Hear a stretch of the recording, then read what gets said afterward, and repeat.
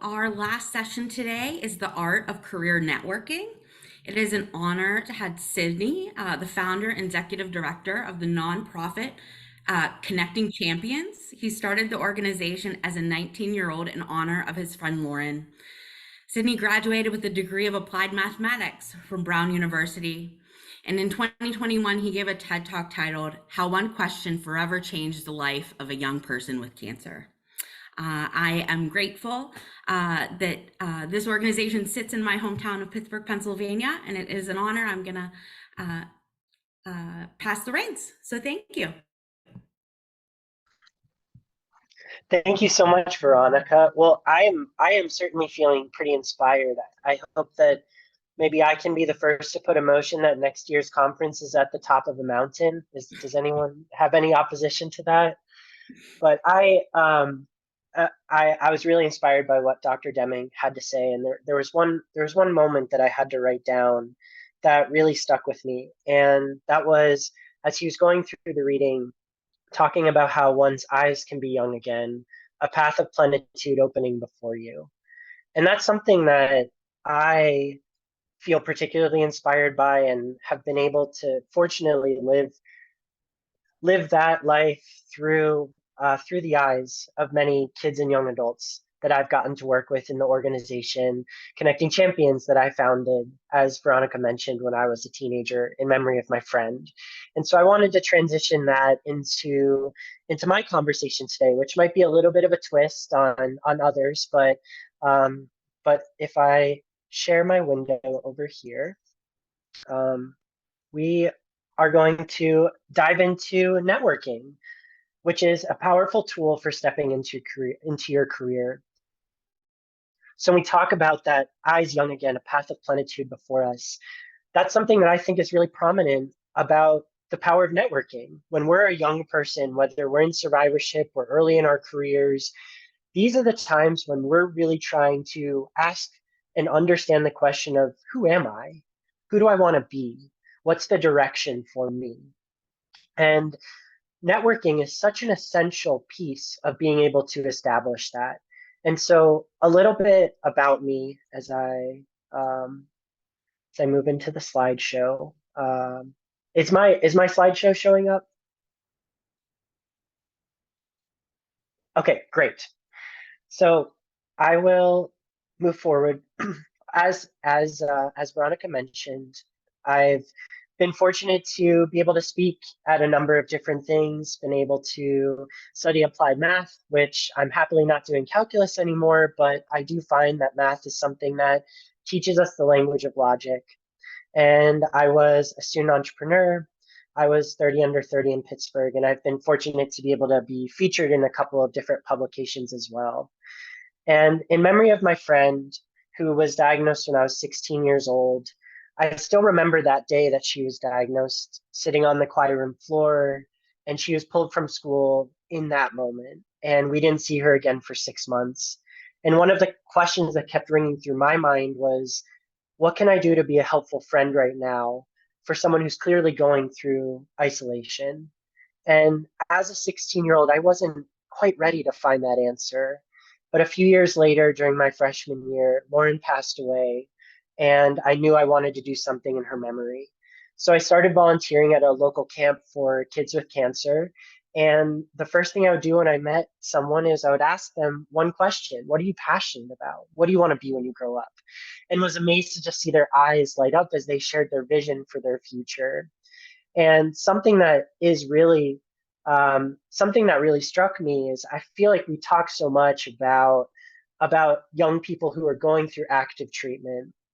And our organization, I want to touch on the work that we're doing in survivorship and how we use networking in order to help survivors move forward in their careers and with their life ambitions.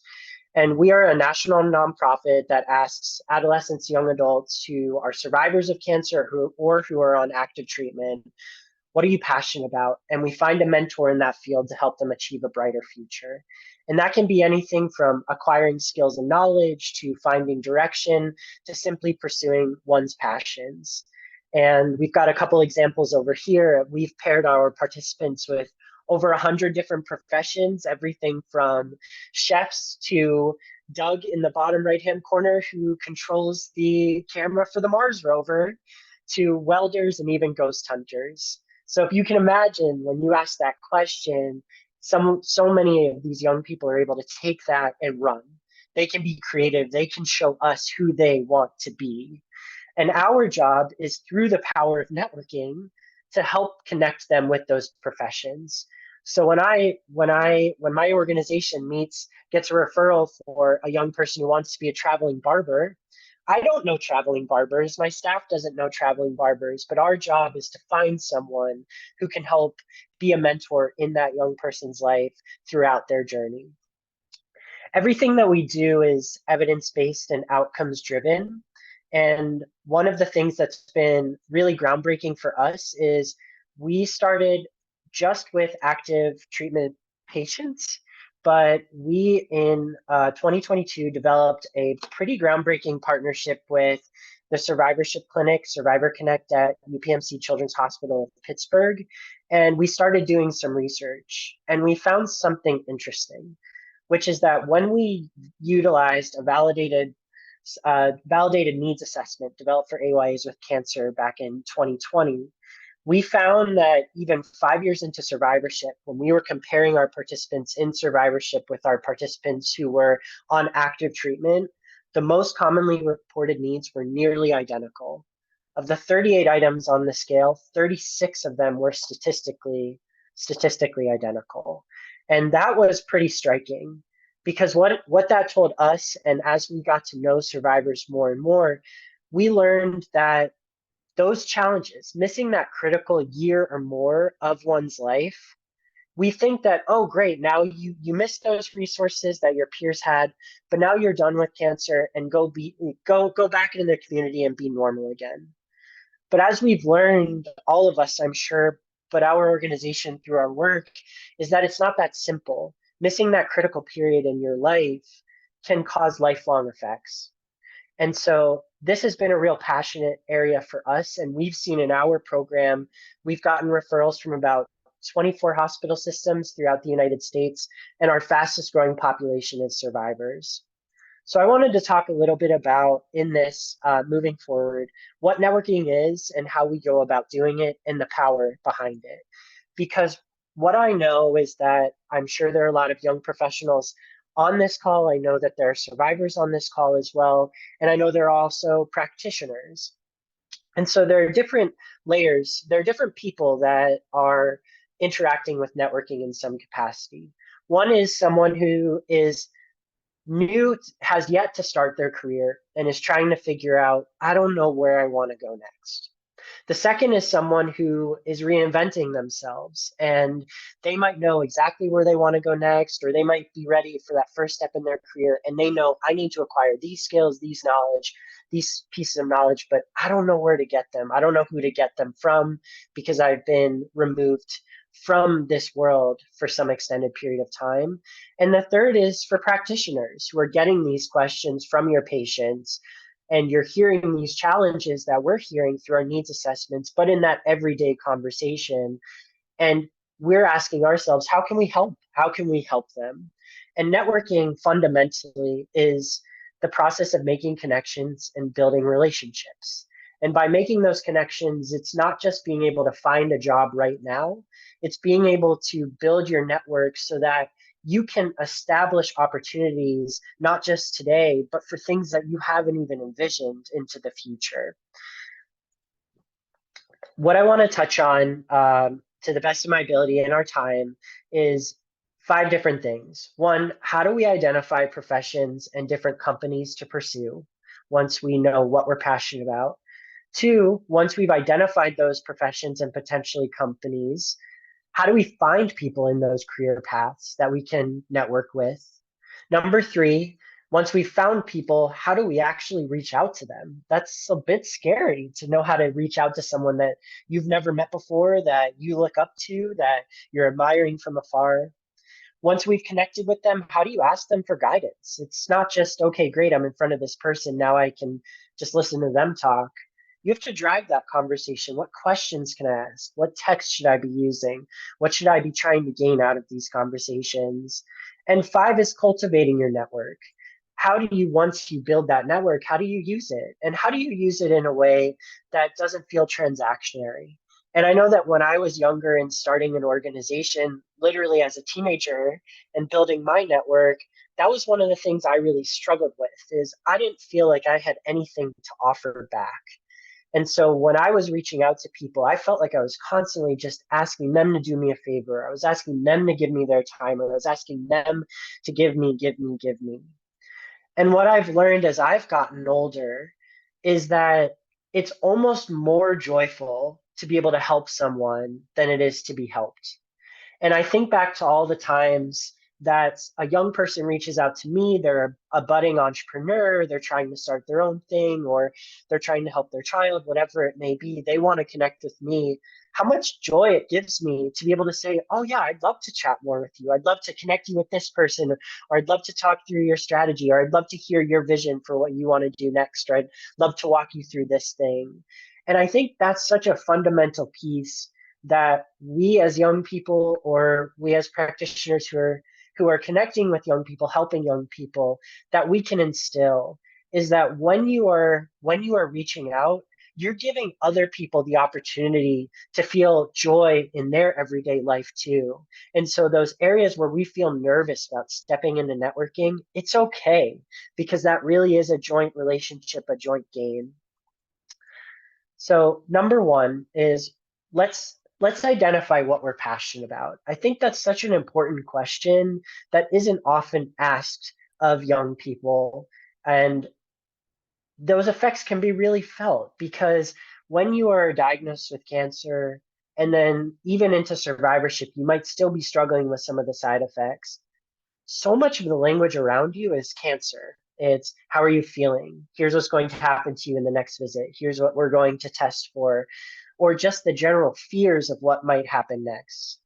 But it's so essential that we create space in our lives and in the lives of others to just simply speak our own language. And that language is what we're passionate about. And so let's say I'm passionate about music, but I don't necessarily know anything more than that. I know I love music, I know I love listening to it, playing it, talking about it with others, but I'm not really sure what to do next. So how do I identify professions and companies that I can pursue? As simple as it sounds, simply typing in music professions into Google is a really powerful way to be able to start that search. And that can be, again, as the young person, encouraging them to do it or doing it yourself, or as a practitioner, being able to help facilitate these connections and start kicking this process off. And what I would recommend is not all of them will have this AI at the beginning, but you can start looking through um, you can start looking through the different results and try to find something that you might recognize as a reputable source. In this case, I'm looking at Berkeley. Berkeley has, I know, a music conservatory. They're in Boston that's world renowned, and so I know whatever is here is something that is reputable. And I have the top 10 careers in music business. And so this is a great way to just get a high level. Here's something that I can read about: recording engineers, music producer, session musician, artist manager, etc. And these are things that I, as someone who's not a musician or not in the world of music, I might not be aware of an artist manager. These are new things for me. Oh, I can get my free handbook. This is exciting. Um, so let's say that I am interested in being a music producer, and I might not know if that's definitely what I want to do, but I want to dive a little bit further into that to see if it's something that would be of interest to me. So once I've done that, I will I will start looking for music production companies in my hometown. Let's say I live in Chicago, and I'll be able to look at different opportunities. Another way you can do this is pretend like you're looking for a job and look on Indeed or other job searches, try to find some companies that really speak to you. You don't have to apply for your job. That's not the expectation here. This is just an option to really identify what companies may speak to you. And so let's say I'm looking in Chicago and I'm particularly interested in Gravity Studios. This is something that I have found as I've been searching. It seems really cool. I go to their website. They've got a super cool, slick website, and they do professional recording studios that are personalized or that are available for anyone to reserve. Um, then what I would recommend is instead of reaching out just on their contact form, because you don't know who's going to respond to that, start with the team. Try to find a specific person that you can connect with. And to keep things simple, let's say I'm interested in this first person, Doug, and don't just look at what it is that they do, but try to find a connection. What's something that you can connect with them on a personal level?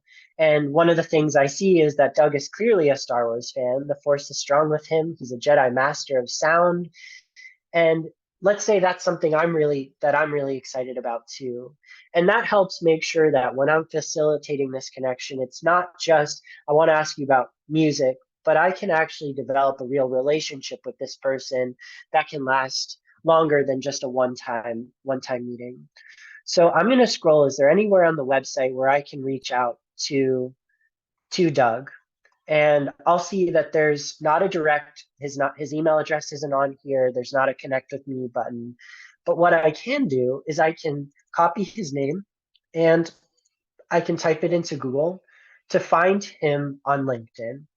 And this is where I want to step into our slides again. So I've identified different professions and companies, and now I've found people in those career paths. So the next step is if I can't find their contact information on their website proper, how can I use LinkedIn in order to accomplish that? And I will then move to looking for Doug on LinkedIn. And what we can see here is, I believe this is him. Might be, nope, that's a different Doug. Apologies. It's this one. So now I have found him on LinkedIn. And I can start looking for certain connections. Do I know anyone who knows him? Maybe I went to Northwestern University. And if I don't have any of those connections, what I can do is I can message him.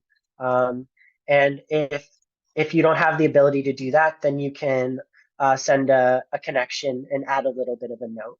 And I'll touch base in a second with different blurbs that we can use, but this is a great way to be able to connect with a direct person.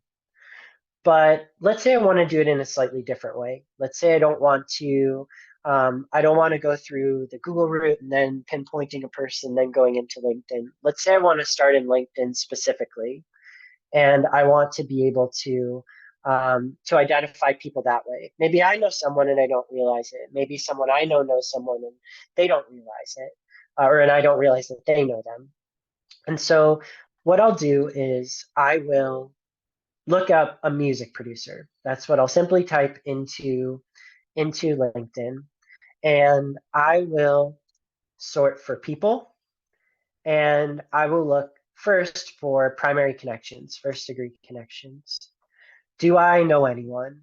And here I'm looking through some of these. I don't know if I see a lot of different types of producers, but not necessarily a music producer. It's a filmmaking, video producer. So I don't know anyone who is a music producer. No problem. Let's expand our search to second degree connections. And now all of a sudden I see here's a music producer, and I can see that I have 5 mutual connections, my friend Chaz, my friend Josh, my friend John. And this gives me an opportunity to get what's called a warm introduction, where I can say to Chaz or Josh or John, hey, can you help me connect with this person? Here's something I'm passionate about. I'm trying to find a connection. And I'm going to share some of these blurbs as well. So let's say I've identified that person, I'm ready to reach out. So if it's a first degree connection, what I can say is, Hi, I'm interested in learning more about a career in music production now that I'm in survivorship, and I'd love to have your guidance. Would you have time in the next couple of weeks to hop on the phone or video or grab a cup of coffee for 10 to 15 minutes? And the purpose of these blurbs is that it can be really intimidating knowing what to say. And so whether you're the person who's sharing this or reaching out, or whether you are helping a young person do this, this is a blurb that you're able to just copy and paste and kick things started. If it's a second degree connection, like if I'm reaching out to my friends or someone that I know or that my parents might know, I can share a little bit more of a blurb, or a little bit more of an explanation. So, hi, friend, I'm interested in learning more about a career in music production now that I'm in survivorship. And I was hoping to connect with someone in that field. I saw you were connected with so and so. Would you be able to connect with me? No pressure. I just thought it couldn't hurt to ask. Or if you know anyone else, that would be really helpful. So that is the best way if you're looking at first or second degree connections. But let's say I still don't have a really strong first or second degree connection. Maybe I just made my LinkedIn profile. I'm not really, I don't really have a big network there. No problem. This is where you can start to get creative. And like I said, with traveling barbers, I didn't know a traveling barber. I didn't know anyone who knew a traveling barber. And so we had to get a little bit more creative. And so I'm going to clear my filter and I'm going to start thinking about what are the other ways that I could potentially connect with someone. And I'm going to look, okay, I could look at people who, in this case, are in Pittsburgh, my hometown, greater Pittsburgh region. And now I have some people that I don't have connections with, but I know as a music producer in Pittsburgh. And so, like I said with Doug, I can either message directly or send a connect request and utilize a third degree message, which is I'm a cancer patient or survivor. I'm interested in learning more about a career in music production, and I'd love to have your guidance.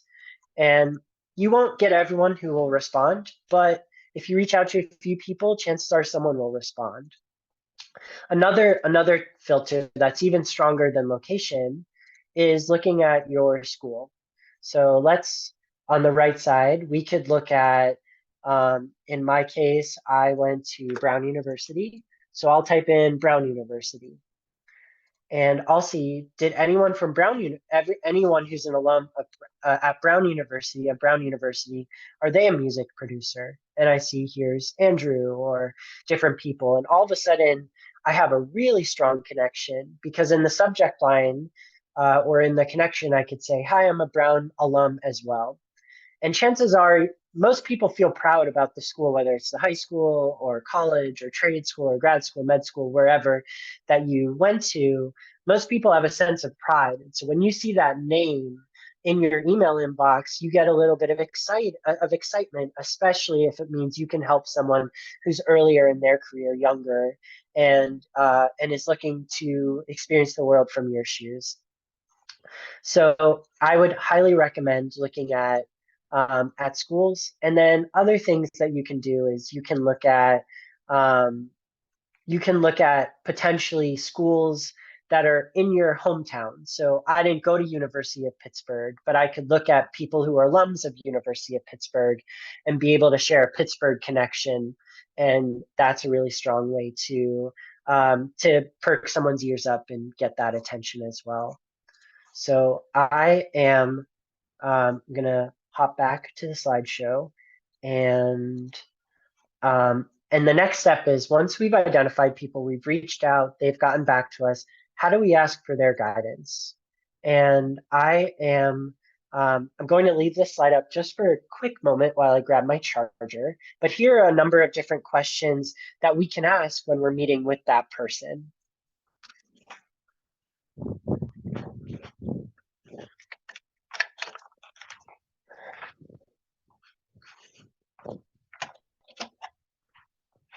Okay, thank you. So there are a lot of the standard questions that you can ask.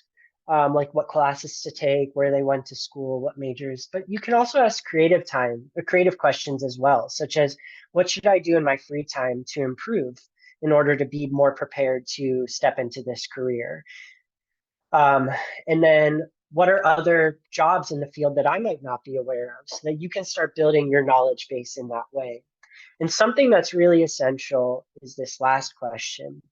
Whenever you're networking with someone, this is an opportunity not just to network with that one person, but to expand your network as you continue to step into that field or just try different things out. And so it's very critical that if you're having a good meeting with this person, to ask them at the end, is there anyone else you know that would be good for me to chat with? Because all of a sudden I've done all this hard work to meet this one person, and instead of having to do it 3 more times, they could just introduce me to 3 more people, and now my network is 4. And that is such a vital part of being able to network, is just asking people that you've gotten a chance to meet, is there anyone else that you know that you could connect me with?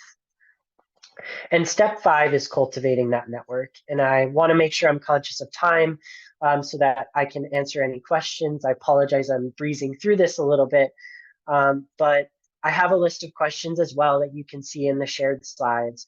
But how do I engage and activate my network?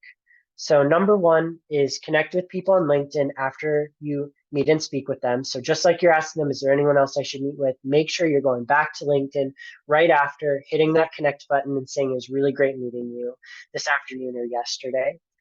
Number 2 is once you've connected with them, you shouldn't be directly asking them for a job. That's not the goal.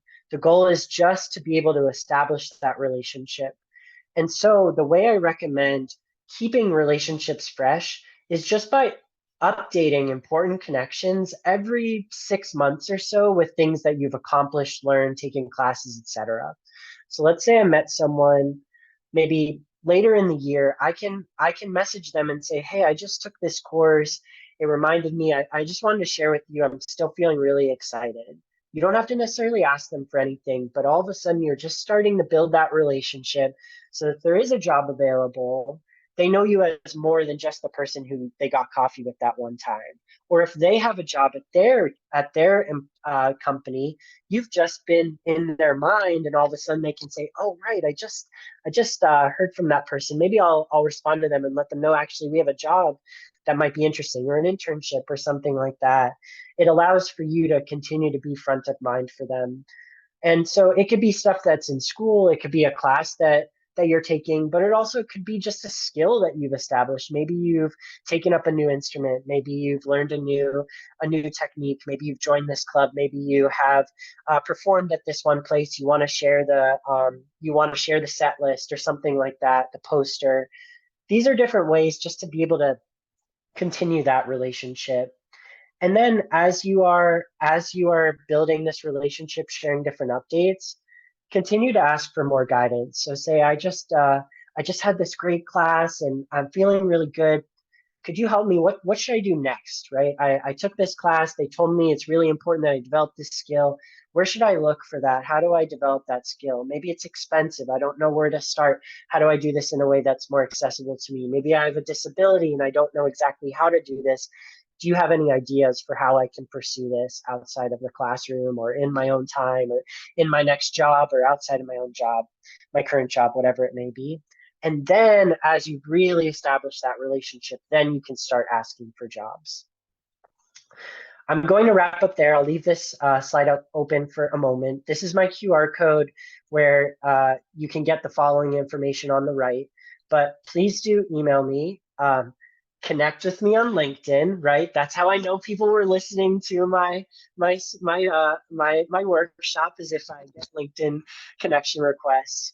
If you have any patients that you think would value this type of mentorship, where we can connect them with a mentor for a minimum of 6 months or however long they want, to help them acquire those skills and knowledge, to help them find direction.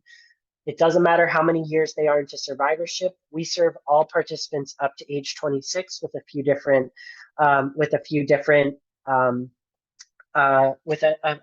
exceptions. So you can refer a patient at that link.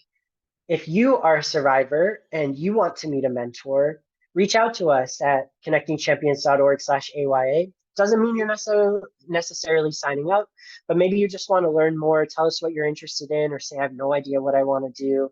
And we can help you through that process, show you what it could look like to have a mentor in this field. And then Instagram, because that's what young people do these days.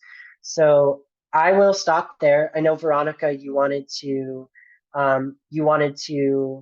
leave some time for questions and answers. So I'll stop here. Let me know if you want me to keep this screen open, or if you want me to pull my screen share off, so that we can answer questions more face to face. Yeah, if you don't mind, you can put that down, and then that way we can Sure. chat. So I just first want to thank you, and I will say that Sidney, when he reached out to me, did so in LinkedIn. That's how we first started communicating. And we are both a part of Stupid Cancer's Young Adult Coalition, serving young adults. So it was lovely to meet you in a meeting, and then all of a sudden I had a LinkedIn request. And so he definitely uh, lives this his advice. Um, and then we found out we were both from Pittsburgh, and that was very amazing too. So I guess my first question, and many of the cancer survivors that we work with are a little bit older and might be transitioning to different careers, because the careers that they have before cancer are not something that they are either able to do, or um, they just don't have the stamina to continue on those careers. Do you have any specific advice for people that are changing careers, or do you think that what you presented is overall the same that you would recommend? That's a great question. I think that there are a couple unique challenges, a couple unique differences when you're shifting your career, and there's some advantages as well. Which is, one, you have a really strong narrative that you're able to share. Is for example, when I'm hiring people, one of the things I'm looking for is why connecting champions, why this career field, why this profession, why this specific job. And I really try to dive into what is their narrative, what's the story, because you want to make sure that when you're hiring someone, that you can tell this is something that they will commit to.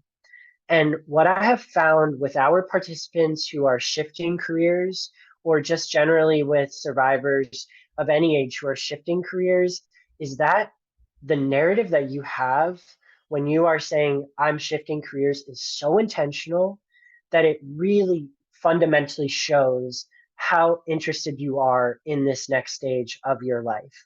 And so my other than what I had shared, because I think that that process still works for regardless of where you are in your career path, I would highly encourage you to be comfortable in sharing why you are switching careers. And it doesn't mean getting all into your cancer journey. You don't even need to mention cancer. You can say, I had an illness when I was younger, or I recently had a disability, or I had a disability when I was younger, and I've really been thinking about what I want to do next with my life. And I've particularly been passionate about stepping into a career helping people, or stepping into a career where I can do more work on the computer, or stepping into a career where I can be more involved in strategy, or anything like that, whatever it is.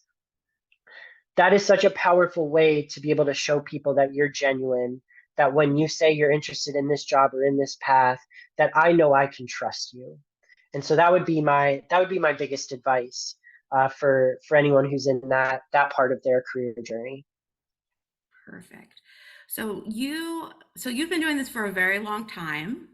Is there any story that still sits with you of a AYA or a child that went through this process and came out the other side, either in a surprising career or, something that, was really fulfilling to you as someone who manages this, runs and has founded this organization? Yeah, I love that question too. And you reminded me, I did say at some point, I think I used the word we when I was speaking of young people, but I have been doing this for a while, so I might not be able to keep using that we when I speak about young people. Um, but that's a great question and something that I do have a couple of examples, especially in survivorship.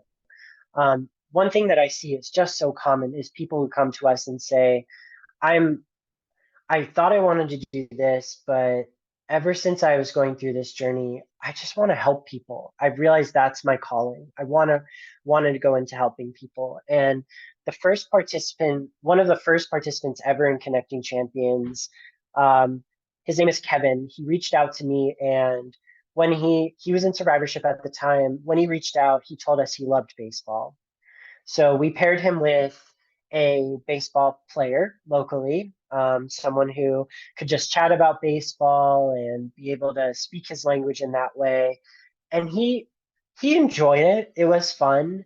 But after a couple of months, he came back to me and he said, I'm really having a nice time with this, but I just want to help people. I like the work that you're doing. I'm not really interested in going into world of sports. And sure enough, all these years later, so we paired him with someone in the nonprofit sector. And all these years later, Kevin just graduated from law school and is doing a profession representing people to help them if they've been going through evictions or different challenges in their life. And he actually has now become a mentor for another younger person who had a similar form of cancer and also wants to go into law to help people. And that's one that just really inspired me, and something that we see a lot is that it's really helpful to just connect with people to figure out what you don't want to do. And I think people are afraid about that. Is you think that whatever the next job you take, it has to be the job you have forever, the career path you have forever. But we live in a world where it's not linear anymore. It meanders. And so it can be so helpful to network with people in that way. And so that's something I would really that really inspires me, is just being able to try different things out. And the way that Kevin spoke up for himself and said, actually, I'm not really into that. And another fun example, we had a young man in survivorship in West Virginia, rural West Virginia, interested in space. We paired him with a NASA scientist, super cool guy, and they talked about NASA and space and planets and Mars rovers for a while, and then the young man came back to us and said, "You know what? This has been super cool, but I think I want to be a welder." And so we paired him with a welder, and that's something that I love. But then we also have a young woman. And then I'll wrap up with this question with this last one. Is we had a young woman who her name is Jessica. She was in her 20s, also in survivorship, knew exactly what she wanted to do. She wanted to be a lawyer focused on humanitarian aid, and when she was diagnosed in law school and missed the year where you're supposed to get internships. And networking is such a critical part, and internships are such a critical part of law school, because that's how you get the jobs, that's how you get the experience. And she had just this gap on her resume that can be really hard to explain why she had this gap. She didn't really want to talk about her cancer, and I don't think she has an obligation to disclose that she has cancer. And so she came to us and said, "Look, I want to do this. I don't want to talk about cancer when I explain my gaps in the gap in my resume, but I need to build my network, and I need to figure out how to talk about this in my interviews." And so we paired her with the former lead attorney for the United States at the United Nations. So pretty good, important, like pretty big person. And she was able to sit down with Larry and just be open and honest about, I don't want to talk about this. I need to build my network. How do I go about developing my career? And they were able to just have those candid conversations, both virtually and in person. And today Jessica is working. She got her first job at the local DA's office in New York City. Wow, that is, oh, gives me goosebumps. Sidney, thank you so much for joining us today, and sharing the skill of networking with our audience. And with that, our final send off will come from Shelley Fulnasso. Thank you, Veronica. Thank you, Sidney. I just want to thank all of you for joining us today. Thank you to all of our speakers. I loved something that Dr. Deming said, that none of us is as good as all of us. And I think it takes a team to do all of the work that we're doing to help advance survivorship. And I want to thank all of you for what you contribute to that and to the NCCS team. Thank you so much. Have a wonderful day and a wonderful weekend. Bye.